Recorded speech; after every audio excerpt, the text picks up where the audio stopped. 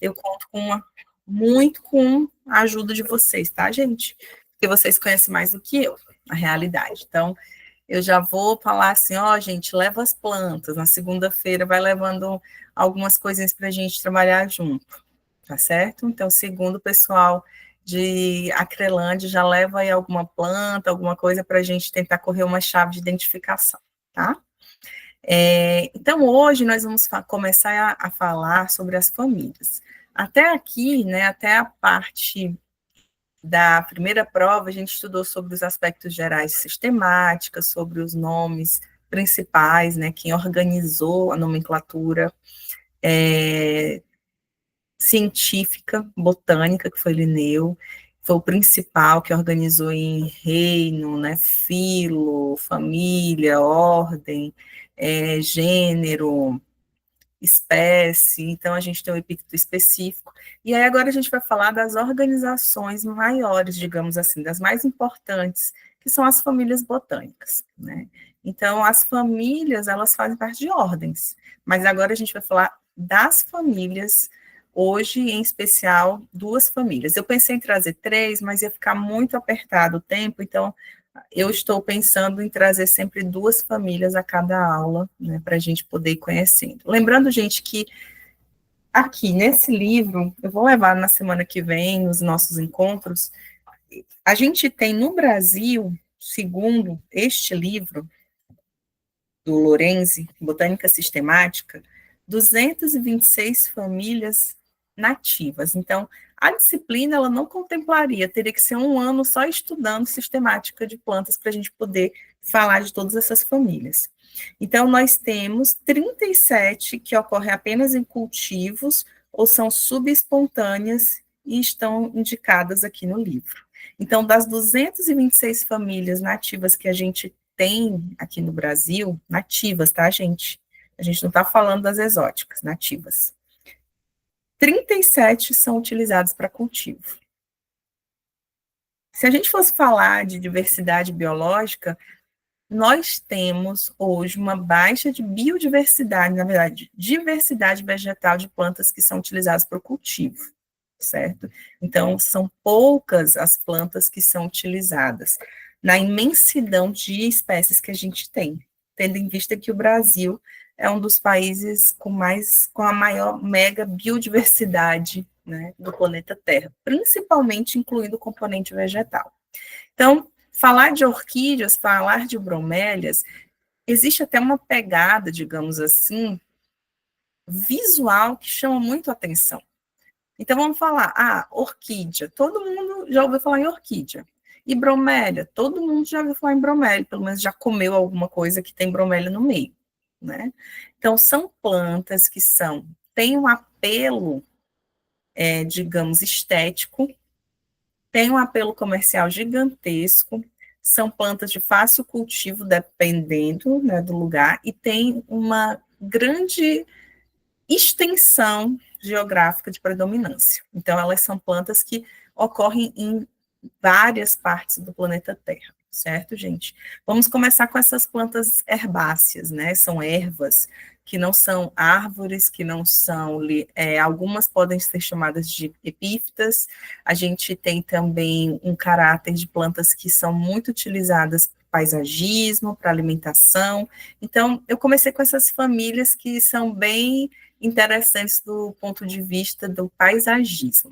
Claro que nós vamos falar também de outras famílias, né, famílias madeireiras, famílias de alimentação, famílias medicinais, então não se preocupe que eu vou tentar fazer um potpourri, né, um mix de famílias importantes, não só para a questão da biodiversidade, mas também em questão cultural, econômica do nosso país, do nosso estado, tá bom? Mas lembrando a vocês que são mais de 200 famílias que nós temos no Brasil e são famílias importantes.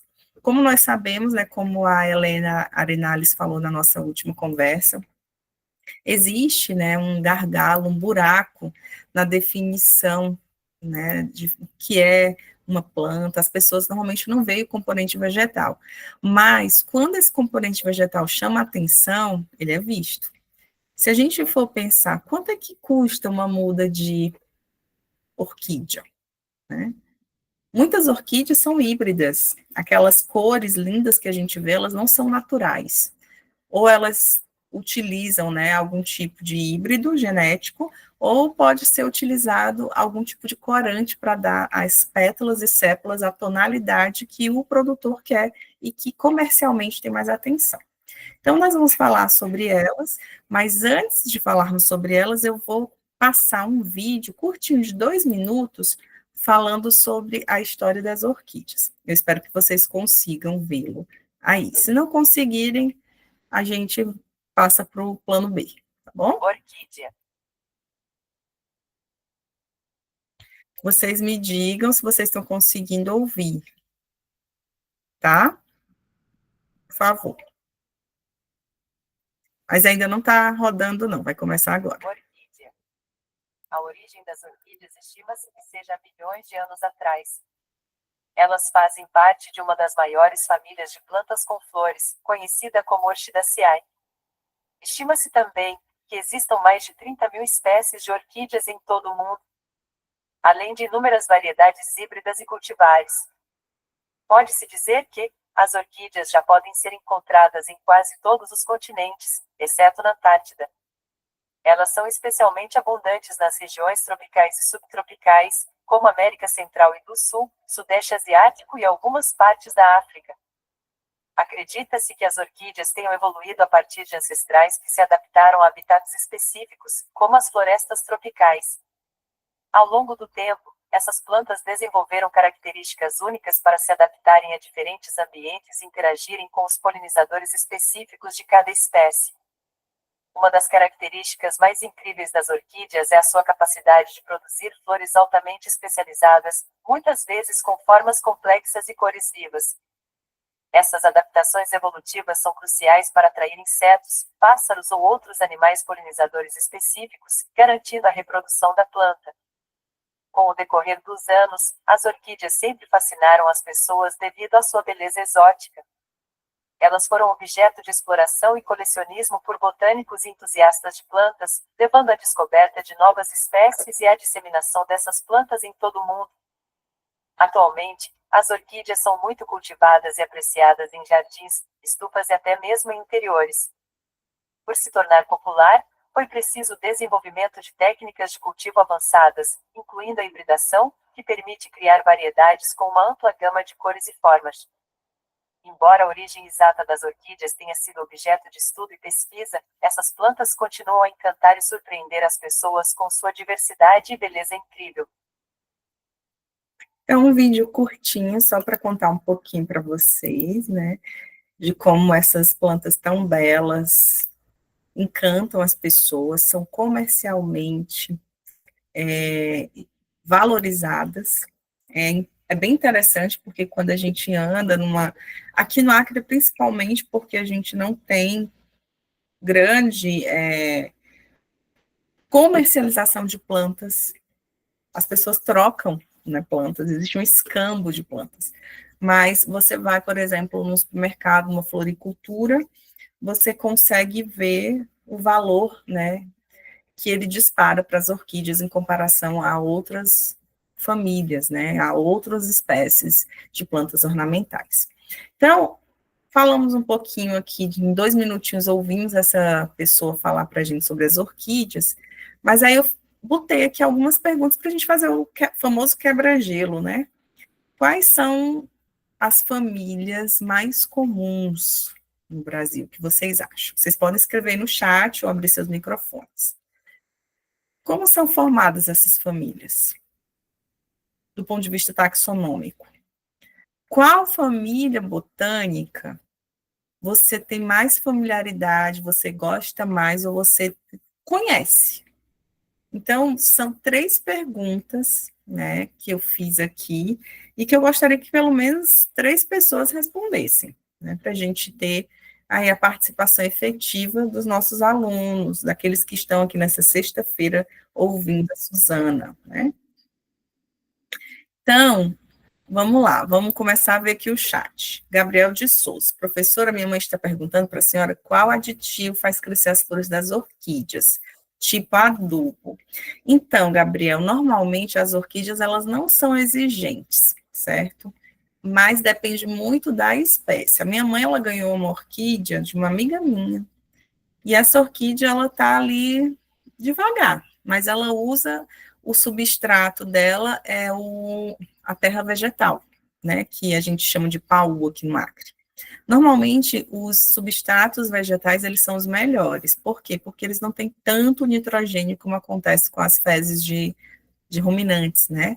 Então, eu acredito que se ela fizer uma combinação de um substrato vegetal, não dar muita água, porque essas plantas elas não precisam de tanta água assim, e dar ela um ambiente sombreado, que normalmente elas são mais do sombreado, elas vão crescer bem. Não precisa se preocupar com aditivos químicos, né? Não precisa você comprar, porque normalmente aquelas plantas lindas, exuberantes, elas têm hormônios e têm aditivos químicos, que são as propriedades químicas que os agrônomos usam nos campos. Mas está em casa, o ideal é mantê-la num ambiente mais sombreado, irrigar, né, olhar a necessidade de irrigação da planta, ter um substrato, certo? E aí também esse negócio que você colocou aqui no chat que borrifa, é normalmente adubo em líquido, né? Então a gente tem os fito-hormônios, tem alguns tipos de misturas que são colocadas. Eu, de fato, não sei te dizer o nome exato, né? Mas eu posso procurar saber para a próxima aula eu te dizer, tá bom? Quando a gente se encontrar pessoalmente. Eu acho que o Gabriel é o daqui, é o Adão Gabriel, ou é o lá de Cruzeiro? Em algum momento a gente vai se encontrar, tá bom? E em relação à rosácea, quem foi o Yuri, né? Rosácea. A sua experiência com as rosáceas, ela é grande. Qual é aí um nome de uma espécie, Yuri, que você tem muita convivência dessa família?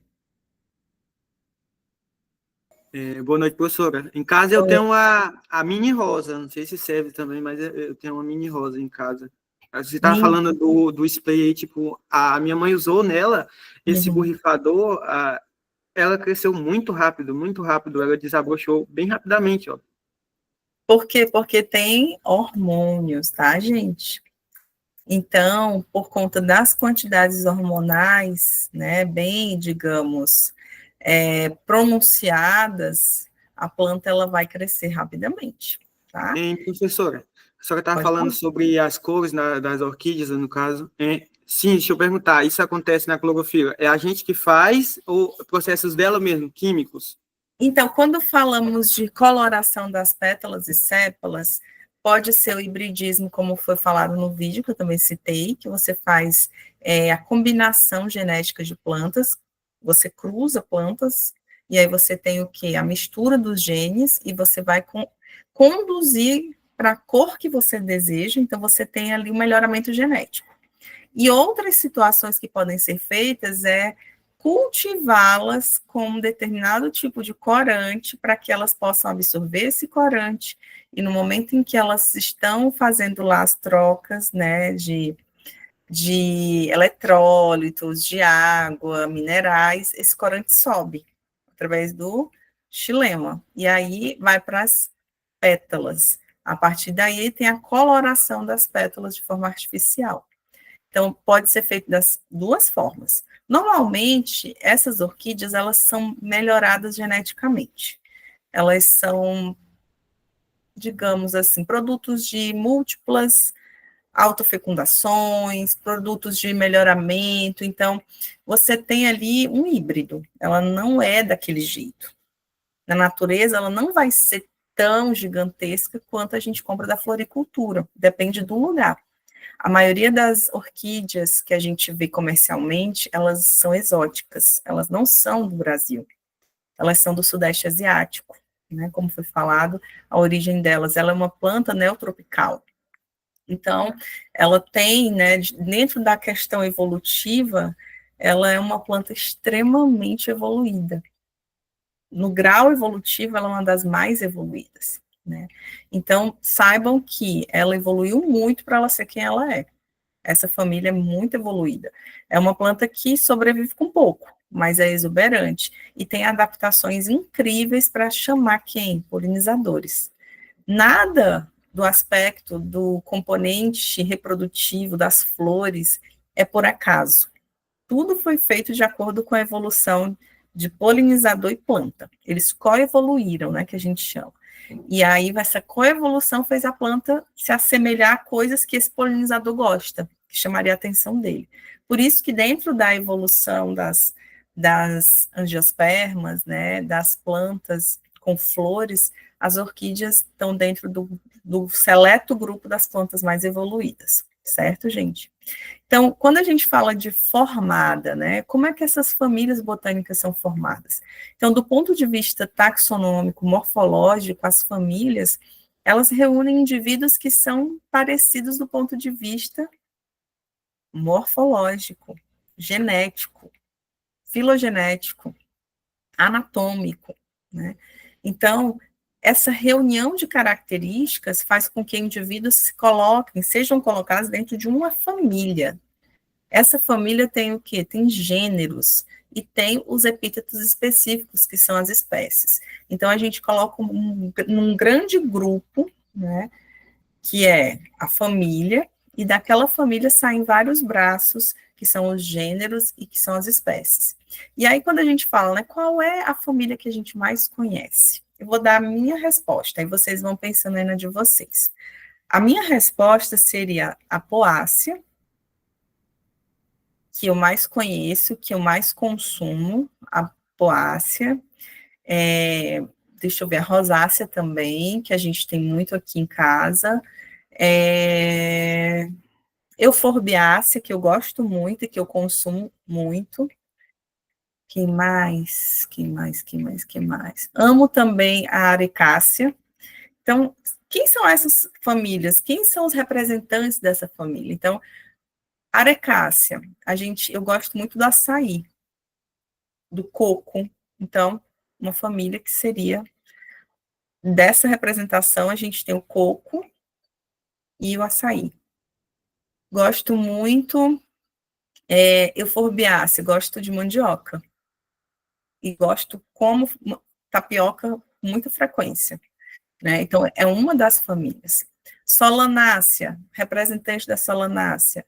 Tomate, que alguém colocou aqui, né? Temos a Rubiácea. Quem é representante da Rubiácea? Quem é que lembra? A Evilânia colocou aqui. E aí, Evilânia, qual seria?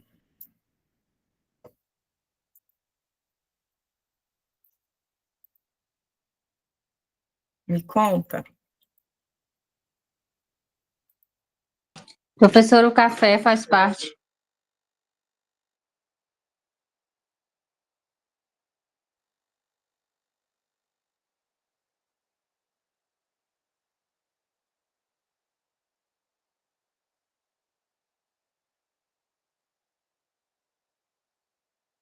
A conexão caiu da professora? Acho que sim, ela sumiu.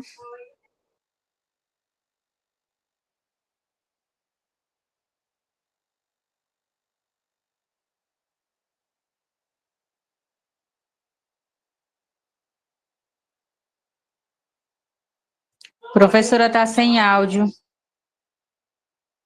Caiu, mas fala aí, continua. Café, professora. Café. Quem é que não gosta de café? Pode levantar sua mão.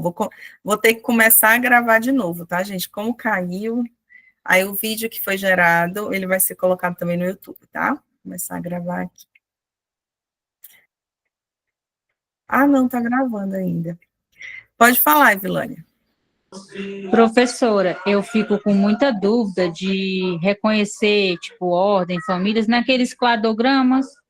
Eu fico perdida, não sei o que eu faço ali. Eu gostaria que a senhora me desse uma luz sobre isso. Tá bom. Eu vou te ajudar assim. Deixa eu só achar a aula aqui que eu me perdi, que a aula se perdeu no caminho com essa mudança aqui. Acho que agora vai dar certo. Espera só um momentinho. Isso, gente. Então, tá gravando, só checar, tá gravando. Então, quando a gente fala das questões de cladograma, né, das árvores filogenéticas, tem a ver com a distância genética que os indivíduos têm um do outro. Então, quanto mais próximo do ponto de vista da ramificação da árvore, maior a proximidade genética, mais semelhança esses indivíduos compartilham do ponto de vista genético, certo?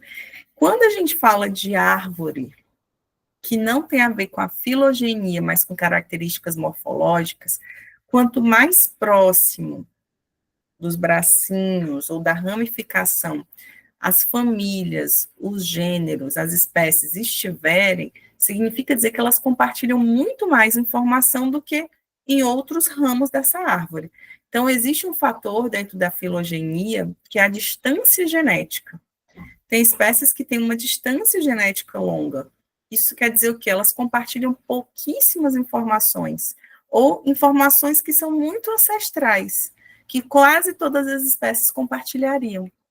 E outras que têm características exclusivas. Então, quando a gente olha para uma árvore filogenética de plantas, tem indivíduos que estão aqui e tem outros que estão para cá. Esse está sozinho. Significa dizer que esse aqui, ele compartilha informações que são exclusivas dele do ponto de vista genético, e esses outros que estão aqui, eles têm o quê? A mesma raiz. Então, eles têm informações que são deles, daquele grupo, apesar de que eles fazem ramos diferentes. Então, a atenção que tem que ser dada é, primeiro, em questão genética, proximidade e distância. Isso quer dizer o quê? São características.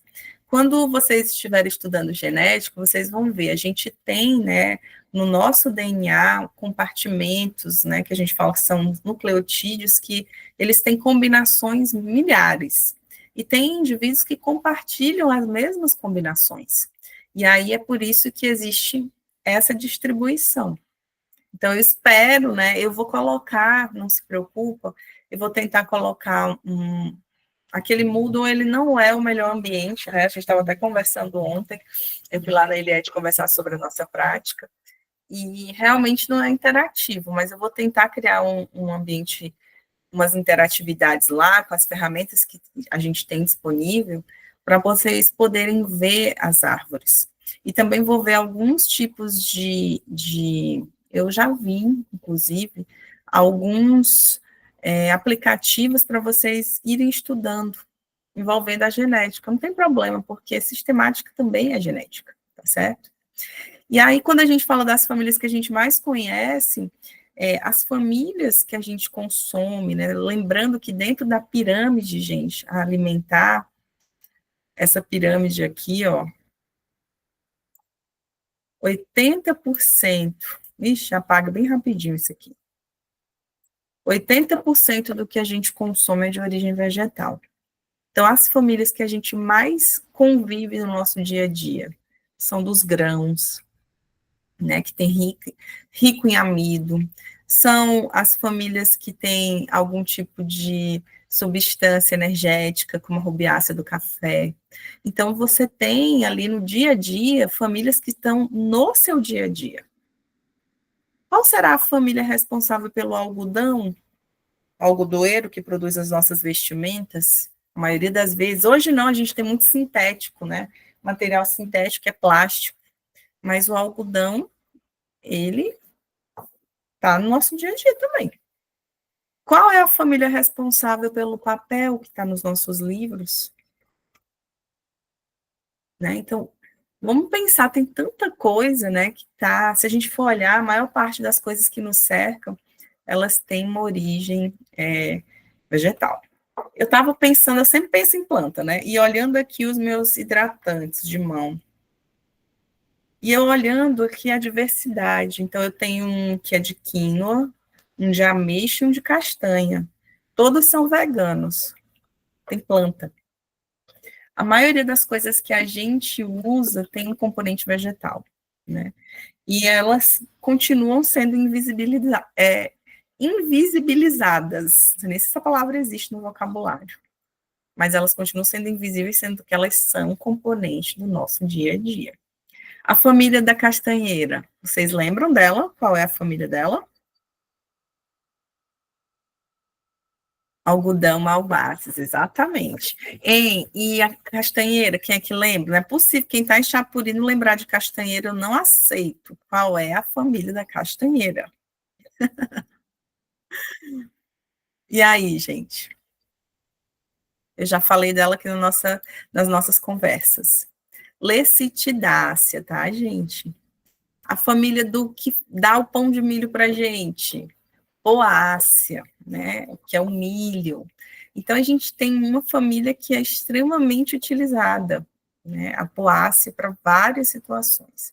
E aí, quando a gente fala das famílias mais comuns no Brasil, quem é que pode dar um Google aí? Vamos ver o que a inteligência artificial fala para a gente? Quais as famílias mais comuns no Brasil? Dê um Google aí para mim e me diga. Eu não vou nem abrir meu livro, não. Quero que vocês procurem aí no Google. Vejam o que vocês vão encontrar. Se eu coloco agora, quais as famílias botânicas mais comuns no Brasil? Lembrando que quando você vai buscar alguma coisa na internet, tem que ter cuidado para você não falar de famílias e ele entender que é outra família, não é de planta, tá bom? Então tem que ser de planta para dar certo. Evilânia, conseguiu ver? Quem conseguiu? Professora, a fabácea é uma das mais, a rubiácea, a poácea, essa que Exatamente. a senhora já está mostrando. Orquidácea, curcubitácea. Então, são uma das plantas, né, as famílias mais comuns, as mais utilizadas, cactácea, as que têm maior diversidade, as que têm maior densidade, né, a de leguminosas, o Brasil tem uma super família, né? A gente tem as malváceas, as anonáceas, as apocináceas, então, assim, são muitas as famílias. Se vocês forem olhar, a gente tem um ranking aí mais ou menos de 10 famílias que compõem aí a nossa maior diversidade. Então, falar de família, a gente vai começar com aquelas que têm o apego, né, a questão cênica, ela chama muito a atenção da nossa espécie, da espécie humana. Então, a orquidácea, né? O que é orquidácea? É a família. Lembra aqui da terminação, ó, que a Evilânia disse que nunca vai esquecer, né? Essa terminação aqui é o quê? É Professora, referente. é a única que eu lembro e não esqueço. Muito bem, assim que eu gosto. Então, quando a gente fala dessa família, gente, né, os aspectos gerais que eu até coloquei ali, ela é uma das maiores famílias que a gente tem de angiospermas, a maior família das monocotiledôneas, são mais de, dependendo da fonte que vocês vão buscar, diz que é mais de 30 mil, mas eu achei uma mais precisa, mais de 25 mil espécies de plantas descritas, lembrando que descritas não são todas as espécies que existem da família. Aquilo que é descrito foi alguém que viu e catalogou, né? Então, a gente pode ter muito mais do que isso. É um componente que está ali, só esperando alguém para descobrir que ela existe. Elas estão distribuídas em aproximadamente 88 gêneros, então a gente tem um número bem expressivo de gêneros para essa família. E, normalmente, essa família é conhecida como orquídea, certo? Orquídea já vai levar você para o mundo dessas plantas exuberantes, exóticas, caras, cobiçadas, leva a questão de status, né? Então, a pessoa vai ter uma casa repleta de orquídeas, significa que ela tem dinheiro, né? E aí, quando a gente fala de distribuição, elas estão distribuídas de acordo com essa figura aqui, que ela foi extraída do livrinho que vocês têm disponível, em todo o globo terrestre, com exceção da Antártida. Mas com as mudanças climáticas globais, eu não duvido nada de chegar uma semente por lá e ter uma orquídea em breve, porque a Antártida está cada dia mais verde por conta do aquecimento global. Essa imagem aqui, gente, é uma das menores orquídeas que temos aqui na Amazônia, que é a Natalis manauseis. Isso significa que o quê, gente? Isso aqui, ó, manauseis. Vocês acham que pode ter uma homenagem de algum lugar? Eu acho que foi Manaus. encontrado em Manaus, capital da Amazônia. Exatamente. Provavelmente, né, quem deu o nome sabe que foi... A gente já sabe que ela veio de onde? De Manaus. É a menor orquídea que a gente tem aqui na nossa região amazônica, né? Uma orquídea que quem viu, observou ela, pequenininha, né, mas com seus detalhes que são característicos. Então, observando aqui a distribuição, a gente tem, né, a distribuição de espécies, a Amazônia liderando o ranking com 768, a gente tem o Cerrado brasileiro com 683, temos a Caatinga em terceiro lugar, com 133, Pantanal com menos e o Pampa menos. Então, assim, temos também... quem lidera mesmo o ranking é a Mata Atlântica, 1.423 registros. Será que a Amazônia realmente não tem? Ou será que estudamos mais a Mata Atlântica? Então, tem que ter muito cuidado com essa questão da diversidade. Essa publicação é uma publicação já um pouco antiga, né? Se a gente for olhar, com certeza eu quero tentar fazer um teste aqui com vocês, para a gente pesquisar lá nos nossos bancos de dados, para ver o que a gente tem de orquidácea para o mundo e para o Brasil. Então, pode ser que esse número na Amazônia ele é muito superior, mas ainda falta o quê, gente? Descritor, descrição. Lembra lá do buraco negro da taxonomia, né? A gente não tem taxonomistas especializados. Então, olhando aqui, eu peguei um print, e aí a gente olha aqui no GBIF. Temos mais de 2 milhões de ocorrências.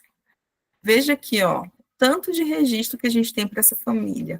Muitos e muitos. E a gente tem aqui, pessoal, uma nomenclatura sinônima, certo? Então, você às vezes pode se deparar com esse nome e é uma orquidácea. Então, nós temos vários nominhos que são sinônimos que podem ser classificados dentro da família e são classificados. E aí a gente vai ver uma infinidade de espécies, certo? A partir daí, começamos a ver que é uma família que tem interesses econômicos, quando tem economia ali, vejam que tem bastante coisa. 9 milhões de ocorrências, 36 mil espécies que são catalogadas para o GBIF. Então, é muita coisa, é bem expressivo. Para vocês verem como nós, humanos, gostamos de coisa bonita, e que chama atenção e que gera renda. Então, as características morfológicas das orquidáceas, né, das orquídeas.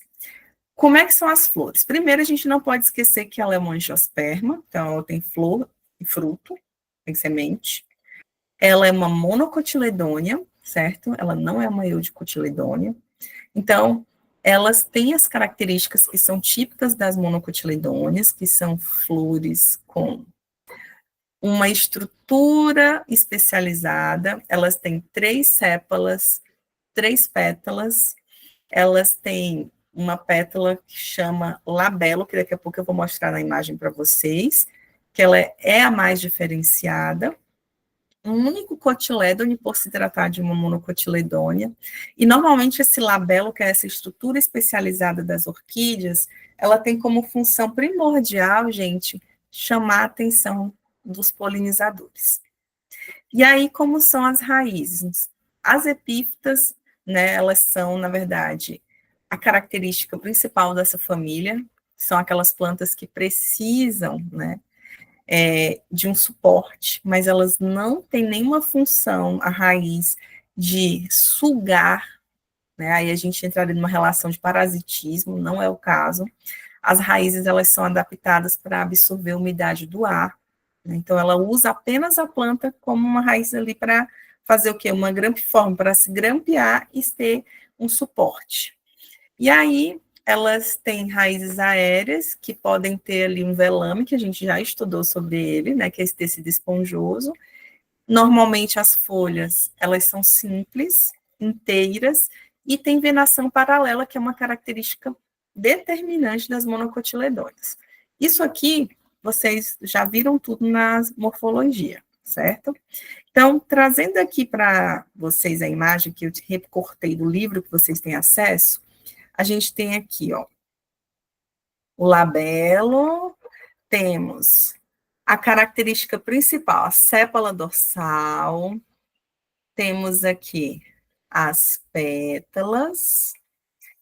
Normalmente, a gente tem esse lóbulo aqui, medial, que é ao meio, e o lateral. Isso aqui, gente, é para tentar fazer com que o polinizador ele consiga chegar lá e consiga fazer o seu trabalho de trazer pólen e levar pólen. Então, a planta, dependendo da espécie de orquídea, ela se prepara exclusivamente para um determinado polinizador. Ela não vai fazer, né, toda aquela sua beleza, toda a sua estrutura, digamos, floral para nada. Tudo tem um objetivo. Não é um objetivo para dizer, eu vou embelezar a mesa de alguém, eu vou embelezar o escritório de alguém. Não. Né? Ela passou por um processo evolutivo para poder receber o polinizador, principalmente o polinizador, ou para se esquivar de possíveis predadores, tá certo? Então, aqui a gente tem, né, essa sépala dorsal, que é muito comum a gente ver em orquídeas, ginostêmio, estaminóide. O que é isso, estaminóide? Vocês lembram? Gineceu, estames. Então, são as estruturas que guardam pólen e a estrutura feminina. Muitas dessas plantas, elas possuem os dois gametas, então elas são hermafroditas. Isso não significa que elas vão fazer autofecundação, tá? Porque elas são plantas que dependem de polinizador, que a gente chama de alógama, do ponto de vista genético. O que é isso? A planta alógama, ela precisa que venha pólen de outro indivíduo para poder ela fazer processo de fecundação. Então, a gente tem aqui, né, o labelo, a mácula, apêndice, são estruturas normalmente vistas que são úteis para o processo de sistematização.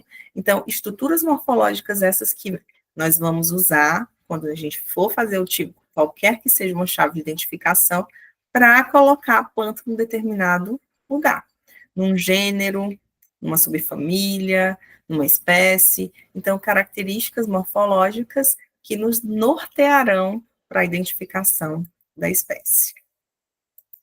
Aqui, gente, eu peguei uma espécie, uma tela, na verdade, um print do GBIF para vocês, certo?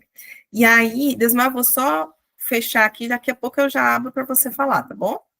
Fica tranquilo que eu não vou esquecer você, não. Então, aqui eu só peguei um print de uma telinha lá do GBIF.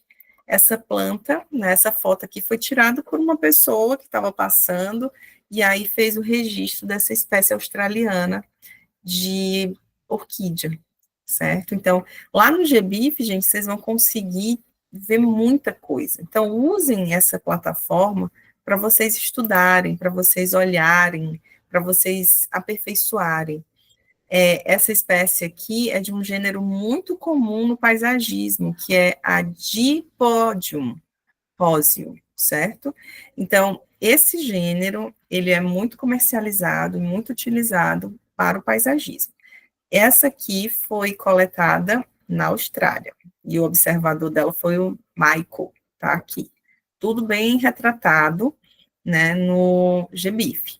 Essa imagem foi criada em janeiro desse ano, então a gente tem lá todas as estruturinhas bem organizadas para você que vai fazer a observação ter acesso. Pode falar, Deusimar, que eu souber, eu digo. Pode retornar aquela lâmina anterior? Posso. Só um momento.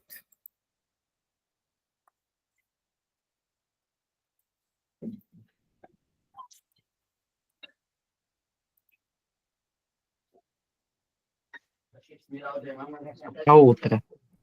Isso. Esse Era aquela Aqui, outra, né? professora. Não, a outra. A anterior, essa daí.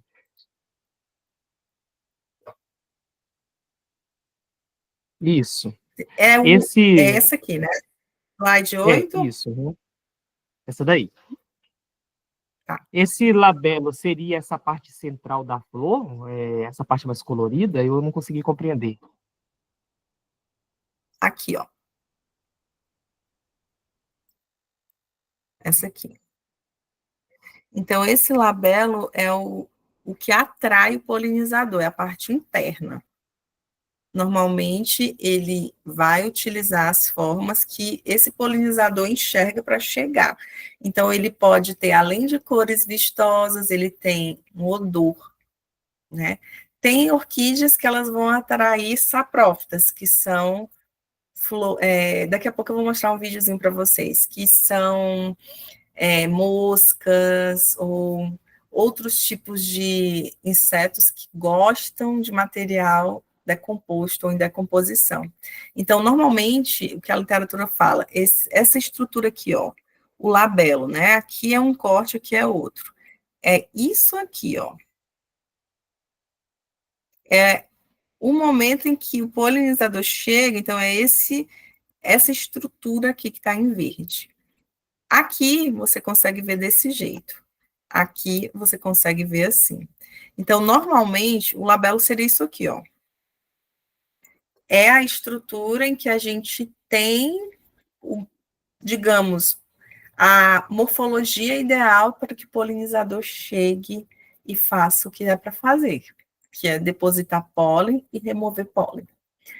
Essas espécies, como eu falei no início, elas são muito especializadas, gente, e é um problema hoje, porque a gente tem, né, uma queda muito abrupta de polinizadores por conta do uso dos agrotóxicos, dos pesticidas, né, da mortalidade de plantas. Então, eu me preocupo com algumas espécies muito específicas, como as orquídeas, porque como é que vai ser? Como é que elas vão continuar? Se os polinizadores não existirem mais, né, elas vão morrer. Ou elas vão ter que evoluir rapidamente, que não é o que acontece na natureza, para elas poderem se adaptar às novas condições. Aqui eu tirei uma outra imagem de outra tela do GBIF, né? Essa aqui, ela é uma espécie da Nova Zelândia, que é do mesmo gênero, Dendrobium, e ela é uma espécie extremamente cultivada também, viu, gente? Normalmente esse gênero, ele é muito cultivado. Ah, professora, mas tem muita espécie de fora. No GBIF tem muitas espécies que são de outras partes do planeta que a gente nunca foi. Aqui tem um outro gênero, essa aqui eu fiz questão de trazer porque ela é muito comum. Então, a gente tem aqui aquela orquídea tradicional. Quem é que lê isso aqui para mim, ó? O nome dessa espécie?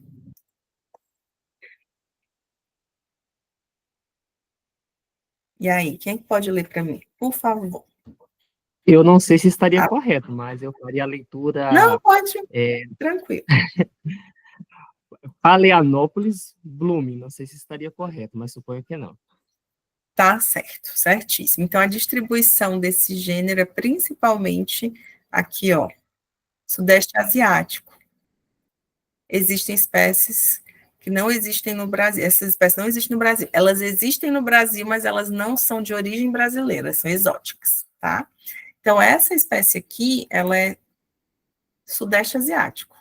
Tem no Brasil, ó, algumas incidências naturais dela, mas normalmente elas são dessa região e são as mais comercializadas. E, inclusive, a gente vê muito delas, né, gente, naquelas projeções de plantas que são plantas artificiais. Uma vez eu estava em São Paulo e vi uma loja de plantas artificiais, assim, gigantesca, gigantesca mesmo.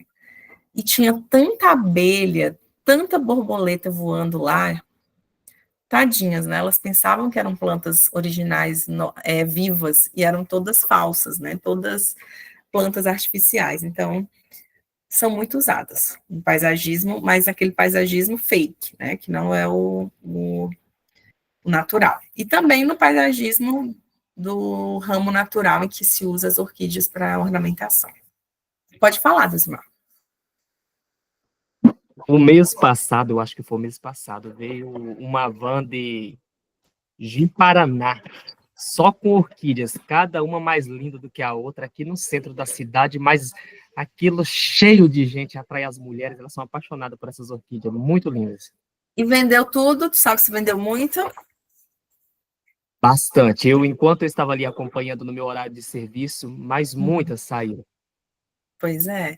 E aí você veja, existe uma questão comercial fortíssima, né, para esse grupo, porque ela chama muita atenção, né? E elas vivem por muito tempo, elas passam bastante tempo vivas. Aqui, gente, deixa eu só apagar isso aqui que está atrapalhando. A gente tem, né, um recorte do livro também de vocês, variação e hábitos, né? Então, tem orquídeas que são terrestres, orquídeas epífitas, formas do labelo, formas da sépala, que vão chamar a atenção da pétala, cor, né? Isso tudo são formas, e essas imagens, elas são do Nordeste brasileiro, né? Algumas plantas, e é bem interessante, são plantas que estão na natureza. Quem é que consegue enxergar isso? Botânico, né? Normalmente o botânico ele vê tudo, ele consegue ver os hábitos, porque essas plantas elas não são tão fáceis de enxergar, principalmente as epífitas, porque elas são pequenininhas. Aqui eu trouxe um videozinho desse gênero, é uma planta do Brasil, eu vou ligar aqui o vídeo para vocês assistirem. Ó,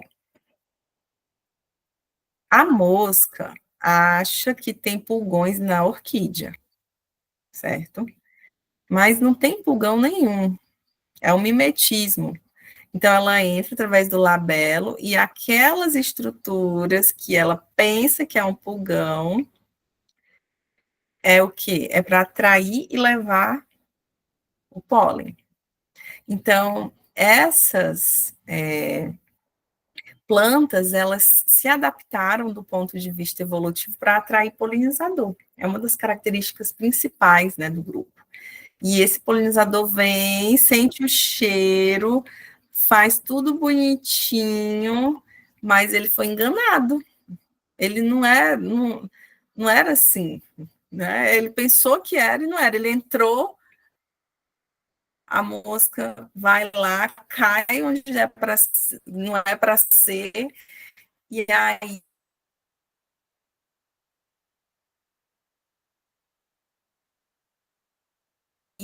o que ela vai fazer? Ela vai sair se ela por trás.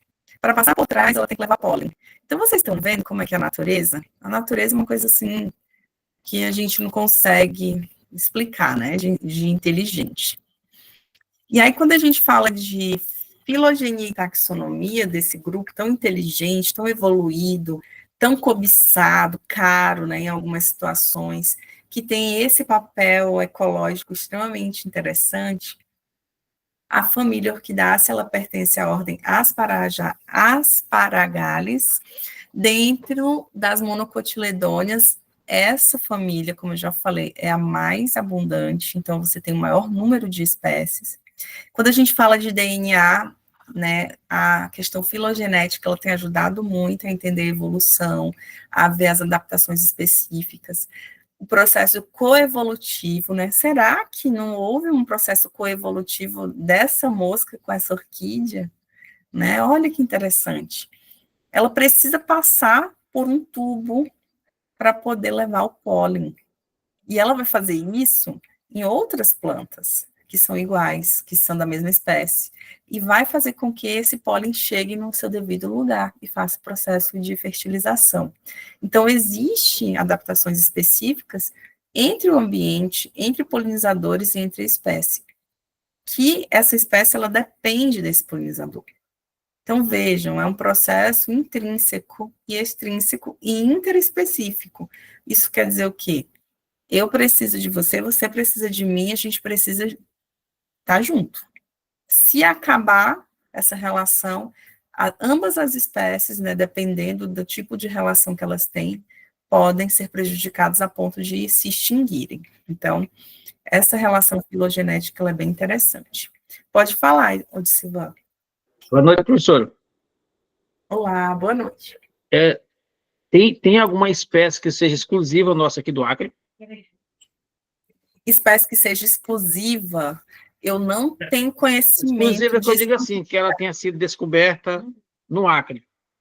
Tá, eu vou pesquisar no Flora do Acre e aí eu mando para você. Sobre orquídeas exclusivas daqui, eu não tenho conhecimento, mas eu posso buscar, tá bom? Inclusive, eu posso botar lá no nosso no Moodle. E eu vou ver para ver se a gente já tem algo que seja só nosso, que tenha nome nosso, como aconteceu lá com Manaus, tá bom? Pode deixar.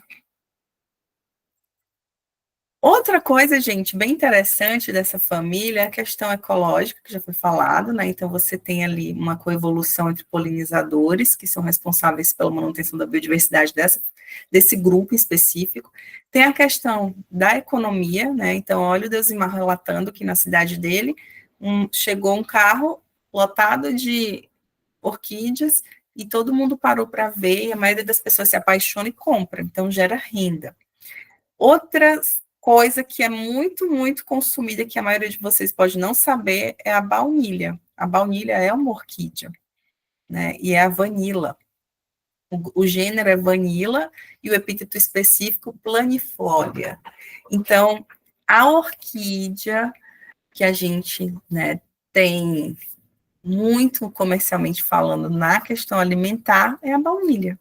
As favas de baunilha, elas são caríssimas, né? A gente normalmente não come baunilha original. A gente come essência de baunilha. Por quê? Porque a baunilha original é cara, muito cara, né? Então, só para quem nunca viu, tá aqui, para você que nunca viu.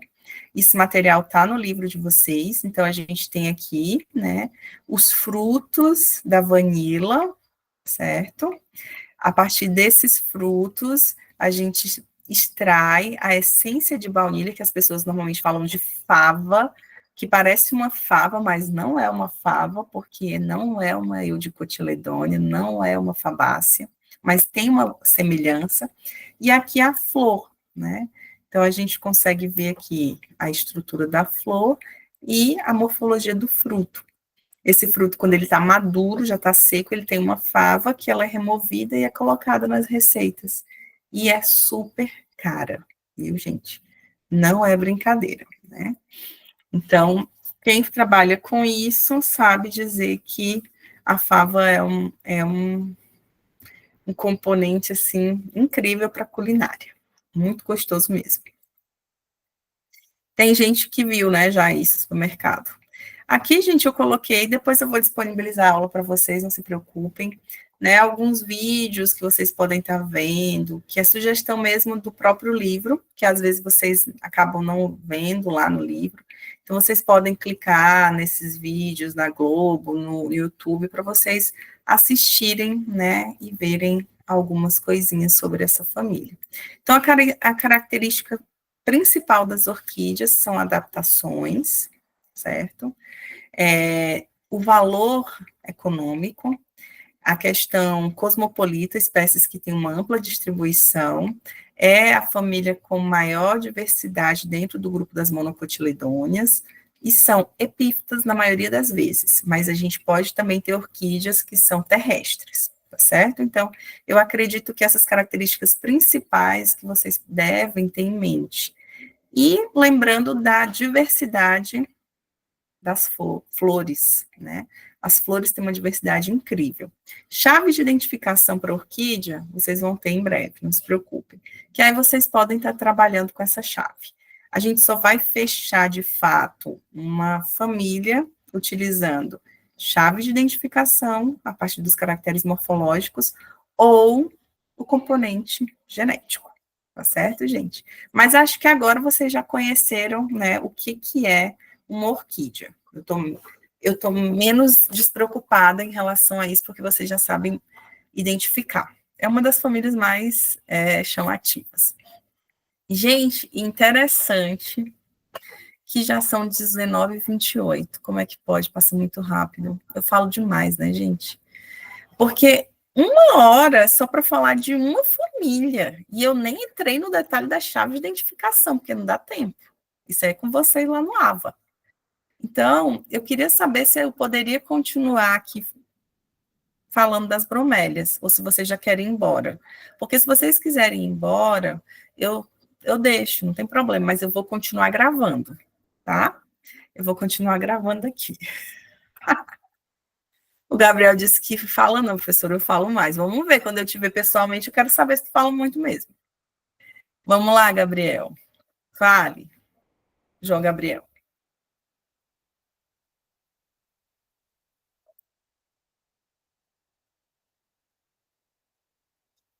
Não, nunca fala nada, não, tá bom. Então, as bromélias, outra família extremamente interessante. Perdão, Oi, pode falar. eu esqueci de ligar aqui o microfone. Em relação às famílias, nós teremos quantas daqui para P2? Essas aqui são as primeiras da AV2. Eu quero, né, pelo que eu pensei aqui, pelo menos das 10 principais famílias eu quero abordar. Não sei se eu vou conseguir fazer todas nas aulas síncronas, mas isso abordá-las eu vou, as 10 principais, tá? E em relação a bromélias, vamos lá para a gente não passar muito, vou falar só mais um pouquinho, tá, gente? Eu acho, assim, uma família também incrível, linda. Ela tem mais de 3.000 espécies já catalogadas dentro dos seus 60 gêneros. E, gente, também tem uma distribuição bem, assim, expressiva na América tropical e na região subtropical. Então, elas são adaptadas às variações ambientais, elas também estão presentes nas regiões áridas, mas nas regiões tropicais úmidas como a nossa, elas têm bastante expressividade. Inclusive, elas servem até do ponto de vista ecológico de abrigo, né? Quem nunca viu uma bromélia cheia de água na floresta? Pode até ser que você nunca tenha visto, mas se você olhou, normalmente pode ter ali um girino, pode ter ali umas larvas que vão aproveitar aquele ambiente úmido para poder crescer. Então, a gente fala que dentro do contexto ecológico é uma relação de cooperação, né? Existe ali uma cooperação, as plantas cooperando com outros organismos. Então, vejam que a distribuição no mundo, ela é restrita à América, né? E vejam que tem algum pinguinho aqui, um pinguinho de nada na África. Um pinguinho. Então, olha aqui a distribuição original. Né? Ah, mas pode ter bromélia lá no Reino Unido? Pode, mas ela não é de lá, ela é exótica. A Mata Atlântica domina, né, a questão das descrições no Brasil, mais de 800 espécies, e a gente tem, segundo lugar, Cerrado Brasileiro, e terceiro lugar, Amazônia. Será que não tem bromélia na Amazônia? Mais uma vez a gente vai falar. Tem, mas talvez não foi ainda descrita. Quando a gente fala do Brasil, né, quantas espécies, quantos gêneros a família Bromeliaceae tem? Então, a gente tem 43 gêneros descritos, mais de 1.200 espécies, e, né, a gente tem ali, dentro dessa família, 17 gêneros, com 1.081 espécies que são endêmicas. Isso quer dizer o quê? Que só tem um determinado lugar. O maior endemismo no Brasil está no Cerrado Brasileiro e na Mata Atlântica, mas também não tira a Amazônia da jogada, porque a Amazônia ainda tem muita coisa para ser descoberta. Então, essas regiões são de maior endemismo. E aí a gente tem ela, né, em todas as regiões do Brasil, mas com maior expressividade, como a gente já viu lá no gráfico, na Mata Atlântica, no Cerrado Brasileiro, que teve gente que falou assim, mas quando eu ouço a professora falar de Cerrado, eu só penso em deserto, em coisa seca. O Cerrado realmente ele é muito seco, mas ele tem regiões úmidas, que a gente chama de veredas, tem regiões de muita cachoeira, rios caudalosos, mas a vegetação do Cerrado, ela é uma vegetação mais rasteira, mais retorcida e mais seca, isso é. Pode falar, Evilane. Professora, eu só penso em cacto, bastante espinhos, só coisa seca, não sei por quê.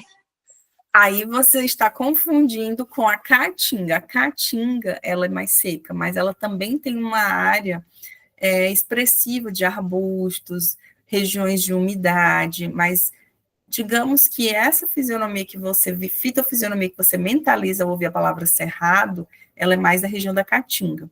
Os cerrados são arbustos retorcidos, tem espinho, algumas espécies têm espinho sim, mas é mais uma vegetação coriácea, né? Você tem folhas mais duras, secas, então escura, dependendo da região, tá bom? É uma mata, depende, Jonaldo, se é cerrado.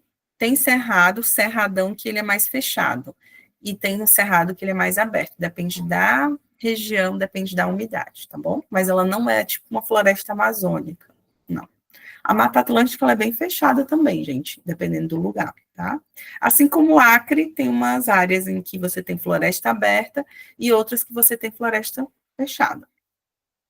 Características morfológicas que são a cara da família Bromeliaceae. Então, a gente tem as flores, que elas podem ser vistosas, normalmente elas têm brácteas coloridas que enganam a gente, que pensa, ai, que linda essa flor, e não é uma folha modificada, é uma bráctea. E, normalmente, elas são tubulares para facilitar a polinização por beija-flores e outros grupos de animais. Tem folhas em roseta, que a gente já aprendeu sobre isso na morfologia, como está nessa imagem aí, e tem um reservatório central que acumula água, certo? E também tem algumas células que armazenam ar, tecido airífero.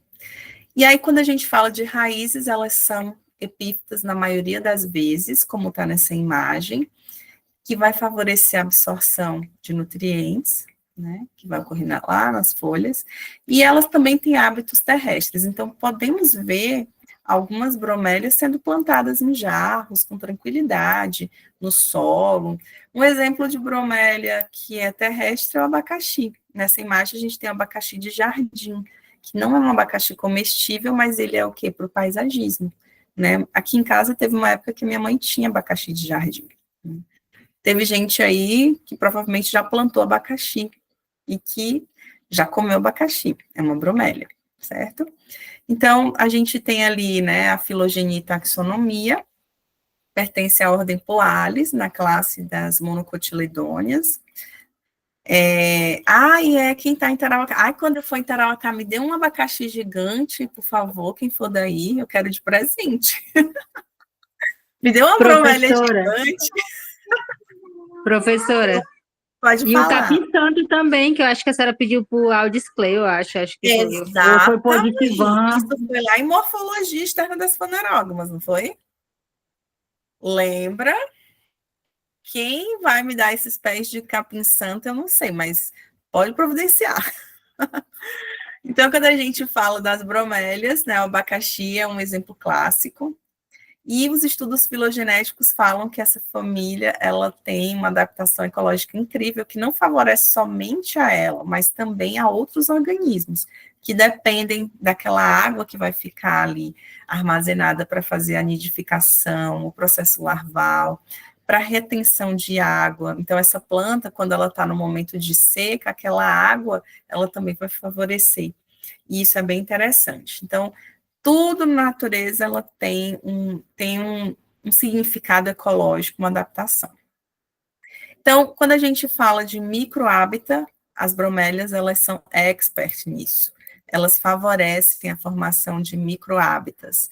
Microhábitats esses que estão aqui, ó, nessa região de acúmulo, né, nas rosetas que são formadas pelo arranjo, na filotaxia das folhas. Então, serve de recurso hídrico alimentar para organismos como os anfíbios. Tem pererequinhas, rãzinhas, que são desse tamanho que a gente nem consegue ver, e que elas vivem aí. Né? Pequenos répteis, então, elas são muito importantes. Quando elas deixam de existir, esses microhábitats também deixam de existir. E aí, do ponto de vista econômico, a gente tem quem? Ananás, gênero ananás, que é do abacaxi, né? temos esse gênero aqui, a Noroegelia, que ela é o quê? Ela é uma espécie extremamente cultivada no paisagismo e decoração. E eu acho, gente, assim, particularmente um grupo muito lindo, e eu assim, não é falando das orquídeas, não, mas eu acho as bromélias incríveis. Elas são, assim, um jardim repleto de bromélias é muito lindo, porque ela tem essa função também desse micro hábitat que ela forma com acúmulo de água. Então, é bem interessante. Eu gosto das duas famílias, aprecio muito as duas, mas as bromélias, elas têm, assim, para mim, né, uma beleza bem particular. E aí, eu botei aqui alguns casos de populações vulneráveis do Cerrado, né? Ele tem apresentado uma redução florística de bromélias significativa, por conta principalmente, né, das questões vinculadas à fronteira agrícola, ao agronegócio. Então, é uma preocupação que enfrentamos hoje com a flora, né, do Cerrado brasileiro, que tem uma diversidade incrível, mas que está sendo perdida pela fronteira agrícola, que está se expandindo cada dia mais.